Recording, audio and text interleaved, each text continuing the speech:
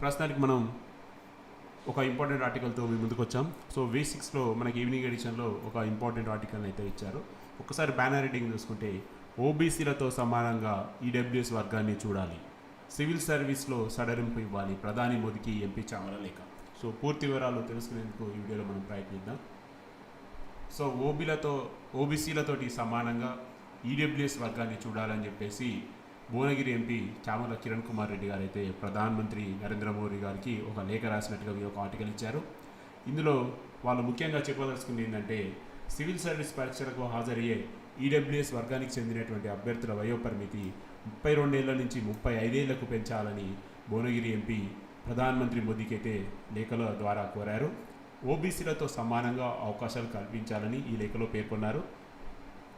అదేవిధంగా పరీక్షకి హాజరయ్యేందుకు ఇప్పుడు ఇస్తున్న ప్రయత్నాల సంఖ్య 6 నుంచి 9కి పెంచాలని వాళ్ళు విజ్ఞప్తి చేస్తున్నారు. ప్రస్తుతం యూపీఎస్సీ నిర్వహించే అన్ని పరీక్షల్లో కూడా 10% ఈడబ్ల్యూఎస్ రిజర్వేషన్ని అమలవుతున్నట్లు కూడా వాళ్ళు తెలియజేస్తున్నారు.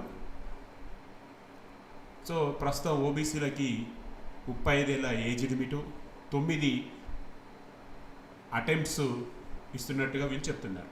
సో ఓవరాల్గా ఈ న్యూస్ యొక్క హైలైట్స్ మనం చూసుకుంటే, ఈడబ్ల్యూఎస్ని కూడా ఓబీసీలతో సమానంగా అన్ని పద్ధతిలో చూడాలని వీళ్ళు చెప్తున్నారు. ముఖ్యంగా ఏజ్ ప్రస్తుతం ఈడబ్ల్యూఎస్కి 32 ఏళ్ళు ఉంటే ఓబీసీకి 35 ఉంది.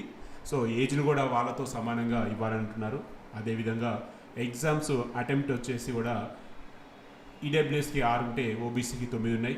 సో వీళ్ళకు కూడా 9 ఇవ్వాలని అడుగుతున్నారు. సో ఈక్వల్గా ఒక వర్డ్లో చెప్పాలనుకుంటే ఈడబ్ల్యూఎస్ కూడా ఓబీసీకి ఇచ్చే అన్ని ఫెసిలిటీస్ వీళ్ళకు కూడా ఇవ్వాలని చెప్పి అయితే మనకి గౌరవ ఎంపీ గారు అయితే చెప్తున్నారు. మరి చూడాలి కేంద్రం దీని మీద ఎటువంటి నిర్ణయం తీసుకుంటుందన్నది.